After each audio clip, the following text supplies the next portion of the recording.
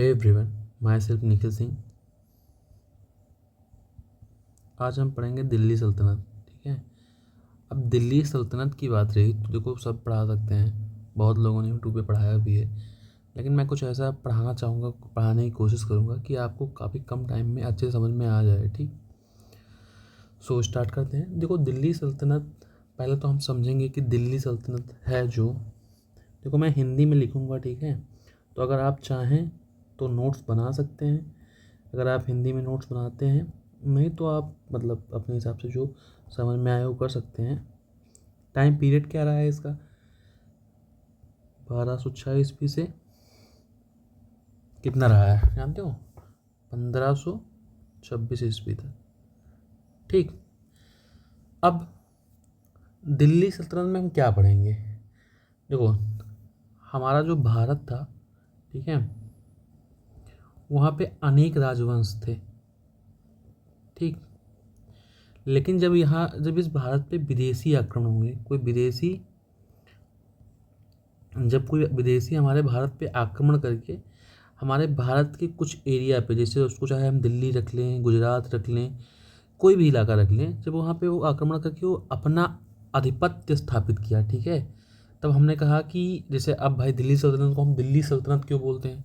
क्योंकि वो जो विदेशी थे वो दिल्ली पे आके उन्होंने अपना राज्य स्थापित कर लिया, इसलिए उसे हम दिल्ली सल्तनत कहते हैं। ठीक है। तो अगर हम बात करेंगे कि जो विदेशी आक्रमण में जो सबसे पहले हम डालते हैं सब हेडिंग विदेशी आक्रमण। ठीक। अब विदेशी आक्रमण में हम कौन कौन से आक्रमण पढ़ेंगे? तो हम यहाँ पे दिल्ली सल्तनत पढ़ रहे हैं, इसलिए क्या पढ़ेंगे तो समझ में आ जाएगा धीरे धीरे। पेशेंस के साथ में पढ़िएगा तो ऑलवेज आप थोड़ा सा बेनिफिट में ही रहेंगे। ठीक है। तो दिल्ली आक्रमण में जो अरब थे, ठीक है, अब देखो दो चीज़ों में कन्फ्यूजन रहती है। अरब, इधर लिख लो अरब, ठीक है, और यहाँ पे लिख लो तुर्क।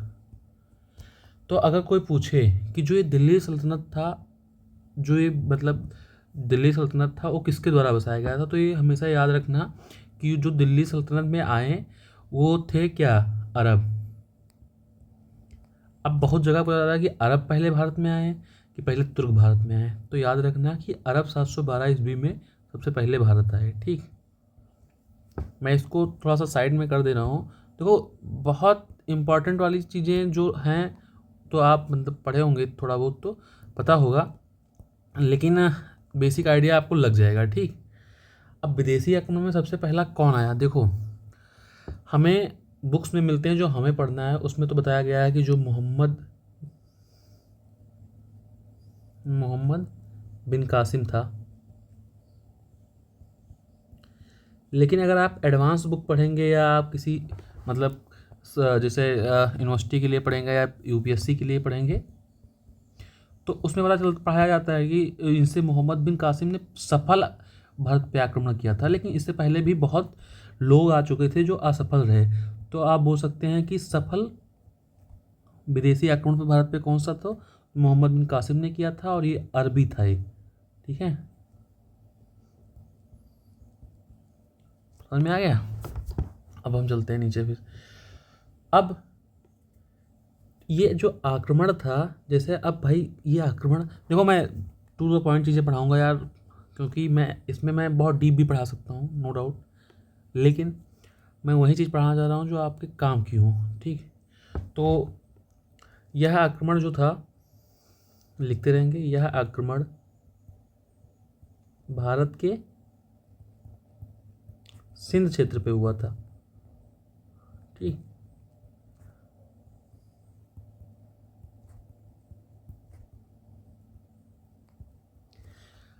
अब भारत का सिंध क्षेत्र कौन सा था बताया आपको? जो आज का वो पाकिस्तान वाला क्षेत्र है ना, उसी को हम सिंध का क्षेत्र बोलते हैं, याद रखना। और इस सिंध क्षेत्र पे किसका राजा, उस समय कौन सा राजा राज कर रहा था? तो इस समय इस क्षेत्र पे राजा दाहिर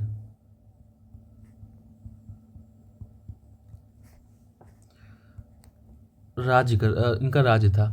काफ़ी कुशल शासक थे, और जो ये शासक थे इनकी जो कमियां क्या थी, इनकी दूरदर्शिता कम थी। ठीक है। अगर इन्होंने जब जब अरबों का यहाँ से एक नदी भी बहती थी, सिंधु नदी, ठीक है, जिस पे आजकल इतना बवाल होता है एक डैम को लेके, तो जब अरबियों का जहाज यहाँ से जाया करता था तो एक बार क्या हुआ, यहाँ पे कुछ डाकू रहते थे, ठीक है, उन्होंने इस जहाज़ को लूट लिया और इसी में लंका के राजा के द्वारा भिजवाए गए मूल रत्न थे और उसमें बहुत अच्छी अच्छी लड़कियां थी जो अरब के खलीफाओं के लिए भेजी जा रही थी। जब इसको लूट लिया गया तो अरब के जो खलीफा थे उन्होंने इनको पत्र लिखा कि आपके क्षेत्र में हमारे जो सिप हैं उनको लूट लिया गया है, ठीक, आप क्या करिए कि उन जो लुटेरे हैं उनसे मेरा सामान आप लेके वापस कर दीजिए। इन्होंने बोला यार देखो मेरे अंडर में ये चीज़ें आती नहीं है, मैं इसमें आपकी कोई हेल्प नहीं कर सकता हूँ। फिर भाई क्या था, इन्होंने क्या किया कि ठीक है भाई, अगर आप कुछ कर नहीं सकते हैं तो हम भी अटैक कर रहे हैं। जो अरब के खलीफा थे, अब इनके पास था मतलब भाई इनके पास सैनिक थे, पैसा था, तो इन्होंने सोचा आप इधर अटैक करते हैं। एक मतलब एक पॉइंट ऑफ व्यू ये हिस्टोरियन रखते हैं कि ऐसा था या ऐसी चीज़ें हुई हैं। अब बात आती है, अब जब इसने मतलब इनको हरा दिया उसके बाद भाई बहुत तेज़ी से इंडिया में बढ़ने लगे, अंदर आने लगे, ठीक है। अब जब वो इंडिया में आए तो अब भाई वो इंडिया में इसलिए तो आएंगे नहीं, जब जब भाई कोई अटैक करेगा इंडिया पे तो सिर्फ यही रीज़न तो था नहीं कि हाँ भाई हम जाएंगे अपना शिप लेके वापस आ जाएंगे। उन्होंने कहा अब हम आ ही गए हैं तो यहाँ पे अपना शासन भी स्थापित करेंगे। अब वो शासन स्थापित करने लगे, ठीक। अब भाई जब शासन स्थापित हुआ तब इन्होंने बोला कि अब हमें कुछ चाहिए भी, जैसे हमारी जो सरकार है वो हमसे टैक्स लेती है। तब इन्होंने कहा देखो हम अपना जो इस्लामिज़्म है उसको भी बढ़ाना चाहते हैं, तो जो इस्लाम नहीं होंगे उनसे हम एक कर लेंगे, जिस कर का नाम उन्होंने जजिया रखा, ठीक है। तो आप इसको भी लिख सकते हैं कि इसके द्वारा भारतीय उपमहाद्वीप में जजिया कर पहली बार लागू किया गया। तो हम लिखते हैं मोहम्मद बिन कासिम, ठीक है, मोहम्मद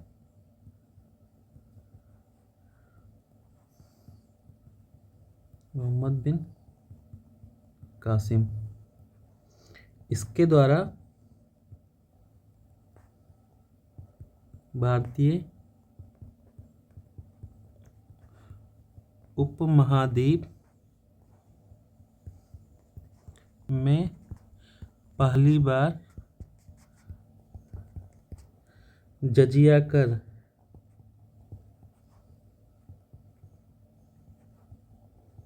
लागू किया गया, ठीक। अब देखो भाई चीज़ें इतनी तो आपको क्लियर हो गई, ठीक। अब हम चलते हैं नेक्स्ट पेज पे, जहाँ आप समझेंगे कि मोहम्मद गजनबी ने मतलब दूसरा आक्रमण कब भारत पे किया और क्या कैसे रहा, ठीक है, जो एक तुर्क आक्रमण था। अब ये तो हो गया भाई अरबों का, यहाँ पे अरबों का क्लियर हो गया, ठीक है, कि अरब ने कैसे भारत पे आक्रमण किया, ठीक। अब आते हैं यहाँ तुर्कों पे।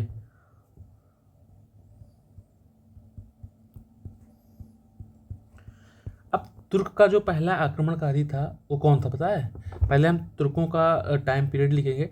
तो पहला शासक था महमूद गजनबी, ठीक, ठीक है। अब इस पे लिख देते हैं द्वितीय इस्लामिक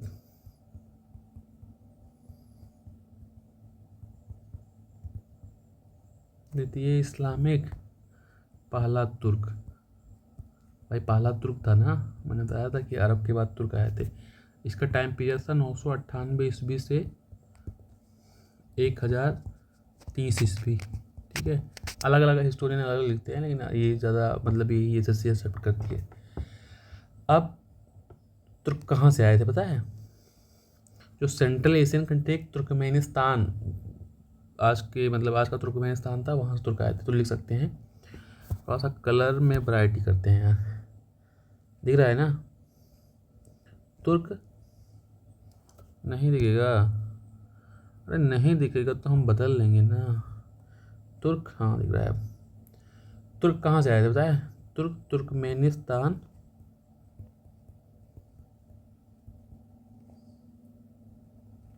तुर्कमेनिस्तान से आए थे, ठीक।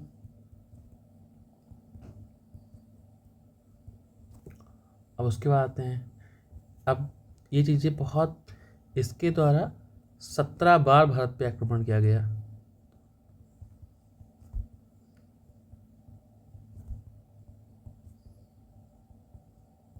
आक्रमण, थोड़ा सा यार अगर गलतियाँ हो जाए ना तो आप, आक्रमण किया गया, सोचो आप 1-2 अटैम्प्ट देते हैं, आपका नहीं होता है, आप बैठ जाते हैं। इसने 17 बार अटैम्प्ट किया, ठीक है। 1001 ईस्वी से 27 ईस्वी तक, याद रखना इम्पोर्टेंट है। उसके बाद पहला आक्रमण इसने कब किया जानते हो?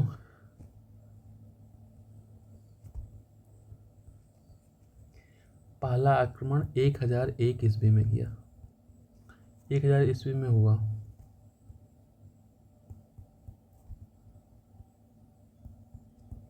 उस समय कौन शासन कर रहा था है? लिखो, ऐसे लिख सकते हैं अब, जब जयपाल शासक थे।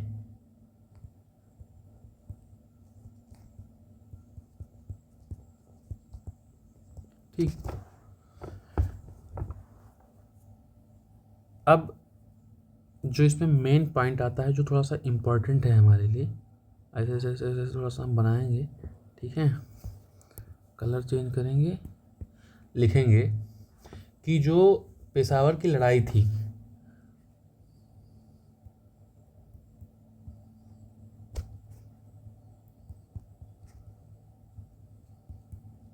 अरे यार, पेशावर की लड़ाई, ठीक है, किसके बीच हुआ था पता है? गजनबी सेना वीएस, ठीक है, किसके?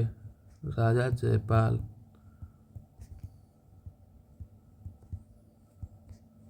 ठीक है, तो ये याद रखना है इस चीज़ को।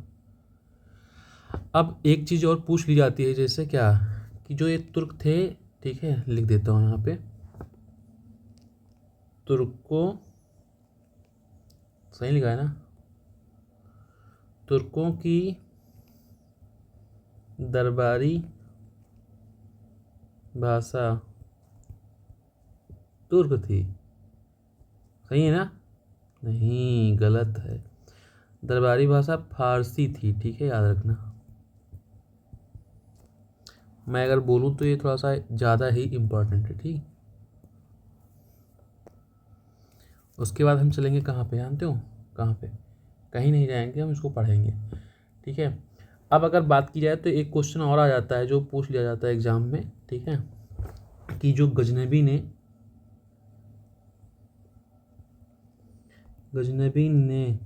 गलत लिख गया यार, गजनबी ने अपनी 16वीं बार में सोमनाथ पर अटैक किया था, ठीक है, जो उसका आक्रमण किया था,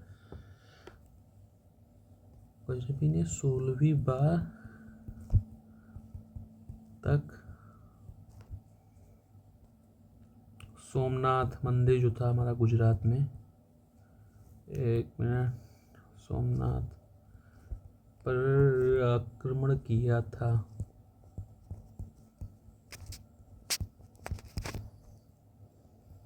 सत्रह 17वीं बार उसका अंतिम था, ठीक है, याद रखना। उसके बाद देखो, अब ये जो मतलब इम्पोर्टेंट चीज़ें थे मैंने उसको बता दिया है, ठीक है। अब इसको एक चाहें तो मतलब ये लिख सकते हैं कि एक लड़ाई लड़ी गई थी, कौन कौन सा पता है? वह हिंद की लड़ाई, वह हिंद की लड़ाई जो किसके मध्य हुई थी? गजनबी गजनबी सेना और हिंदू शासकों के मध्य।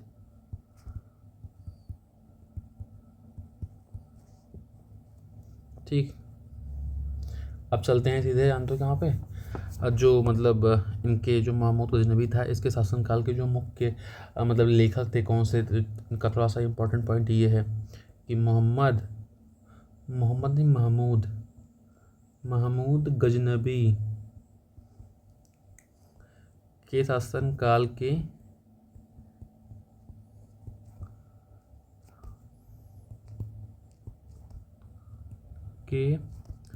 IMP लेखक, तो शॉर्ट फॉर्म में लिख दिया है, समझ लीजिएगा। ठीक है, तो हम यहाँ पे सीधे डालेंगे, यहाँ पे इसको कलर चेंज कर लेते हैं, बार बार चेंज करने का सिस्टम ही ख़त्म। यहाँ पे लिखेंगे लेखक, ठीक, और यहाँ पे लिख देंगे हम उसकी रचना।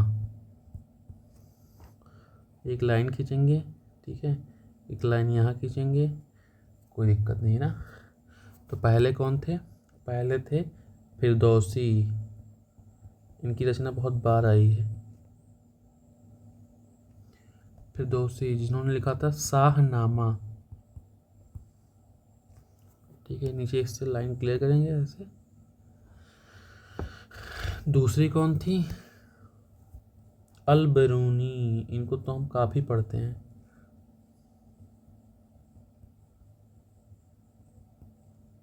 अल बरूनी जिनकी एक पुस्तक थी क्या, तहकीक ए हिंद, हम लोग हमेशा इनको पढ़ते हैं, तहकीक हिंद, जिसको हमने कहा था क्या, किताब उल हिंद, किताब उल हिंद। ठीक है, याद रखना। बस दो ही ज़्यादा इम्पोर्टेंट थे, तो हमने इसको भी क्लियर कर लिया। अब कोई दिक्कत देखो होगी नहीं, अगर होगी तो थोड़ा बहुत आप और पढ़ लीजिएगा। ठीक है, जब गजनबी 70 बार आक्रमण कर सकता है तो आप 2-4 बार और अटैम्प्ट दे सकते हैं। ठीक है, फिर क्या करेंगे हम? फिर अब देखो भाई, अब उनका तो हो गया, ठीक है, दूसरा किसने किया था? अब तीसरा हम पढ़ लेते हैं। तीसरा क्या था?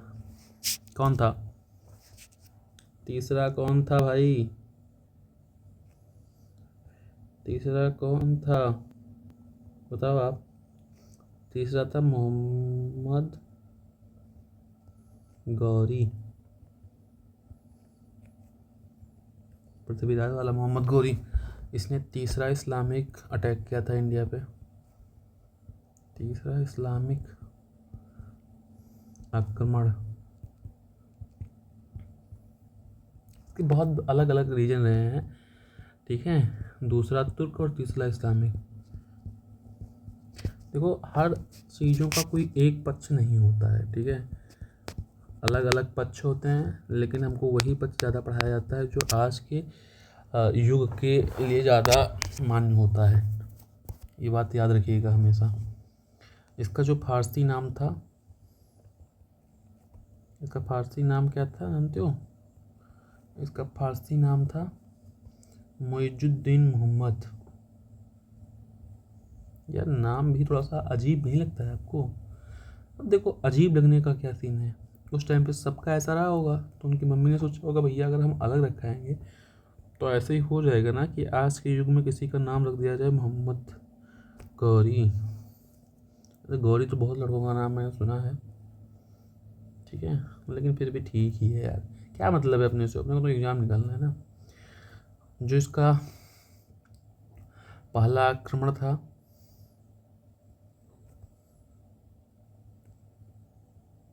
कब किया गया था? 1175 ईस्वी में, ठीक, कब? 1175 में। कहाँ पे? पाकिस्तान का जो आज का मुल्तान है वहाँ पे, मुल्तान में, ठीक है। और 1178 में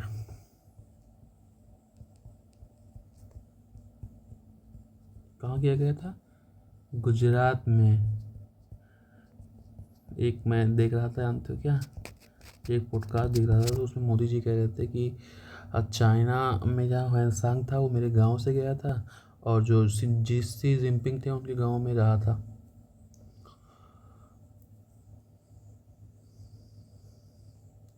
अब चलते हैं कि जो मोहम्मद गौरी है, जो हमारा मोहम्मद गौरी है, मोहम्मद गौरी ने कहाँ पर अटैक किया पता है? दिल्ली पर, जो उस टाइम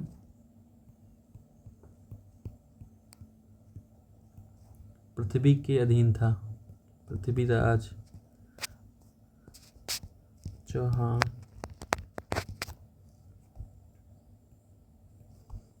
के अधीन था। और भाई जानते ही हो कि हमारे जो भारत के शासक थे वो बहुत इंटेलिजेंट थे।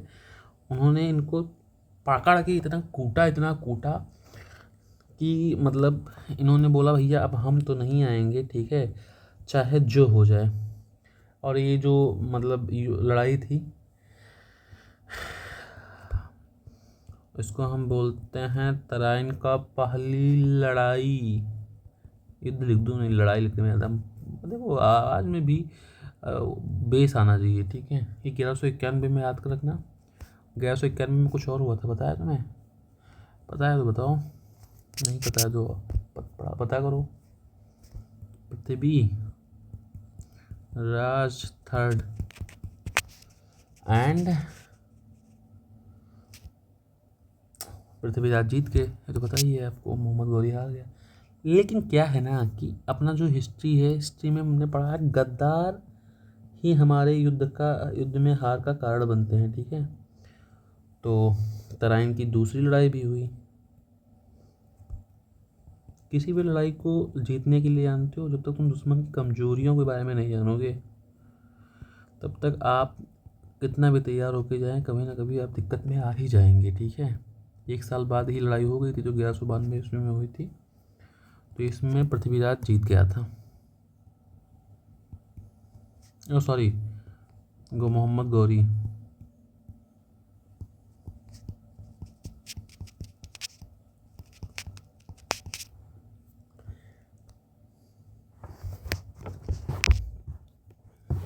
लेकिन यार जो एक तुर्क थे, मैं थोड़ा सा लिख देता हूँ, मेरे को अच्छा लगता है ये चीज़ बताने को। हो सकता है थोड़ा सा काम कम आए, लेकिन आपको एक जो ज़िंदगी है उसमें काम अच्छा खासा आएगा। जो कुतुबुद्दीन ऐबक है, ठीक है, कौन?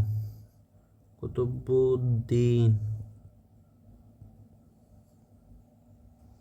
कुतुबुद्दीन ऐबक ने कहा भाई मैं आपकी मदद करूँगा।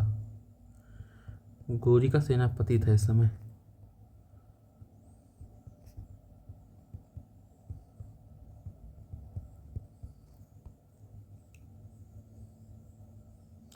कहा मैं गौरी जी आपकी थोड़ा सा मदद, दूसरी लड़ाई में, पहली लड़ाई में तो थोड़ा सा गुस्सा था, दूसरी लड़ाई में इसने लड़ाई में इसकी मदद की थी, याद रखना।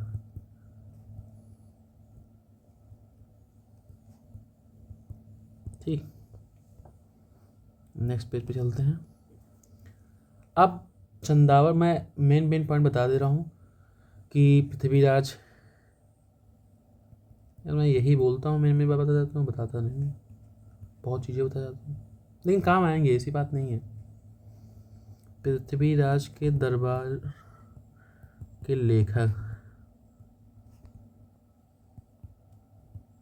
कौन थे? देखो यार उस टाइम पे क्रेज़ था, फ़ोन तो था नहीं, ना ही तो भाई जियो था।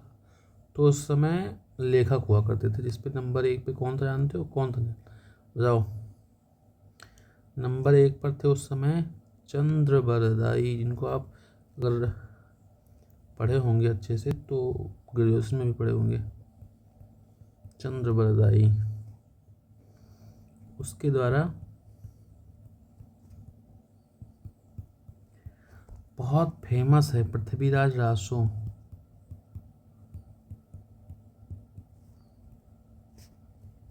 पृथ्वीराज रासो लिखा गया, ठीक है।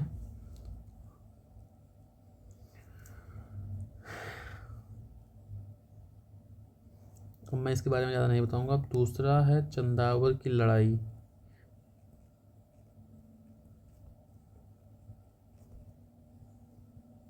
समझ में आ रहा है ना? थोड़ा सा यार स्पीड बढ़ा लीजिएगा, मेरे को बोलने का मेरा वेट मत करिएगा, आप थोड़ा सा स्पीड बढ़ा के देखिएगा, पर टाइम बच जाएगा, ठीक है। किसके बीच हुई थी याद रखना, कब हुई थी? तो 1194 में हुई थी। और गौरी वीएस राजा जयचंद। आप सांप पालोगे तो सांप कभी ना कभी आपको भी काटेगा, ठीक। अब दिल्ली सल्तनत यहाँ से शुरू होता है। तो मैं इस वीडियो को यहीं पे छोड़ देता हूँ, ठीक है। ये हो जाएगा क्या, क्या हो जाएगा पता है? ये हो जाएगा इंट्रोडक्शन ऑफ दिल्ली सल्तनत, ठीक है। अगले वीडियो में मैं तुम्हें दिल्ली सल्तनत अच्छे से पढ़ा दूंगा। समझ में आया? बहुत इम्पोर्टेंट है, समझ में आया? एक बार इसको पढ़ लोगे ना तो तुम्हारा इंटरेस्ट डेवलप हो जाएगा, उसके बाद आप कुछ भी करो। अब मैं एक बार ही बोलूँगा, एक ही बात बोलूँगा, क्या पता है? मैं बोलूँगा आपको एक बहुत अपने मन की बात, वो वाली मन की बात नहीं, मोदी जी वाली, अपने मन की बात बोलूँ? तो बोल दूँ? चलो मैं बोल दे रहा हूँ, इतना कह रहे हो तो। Thank you.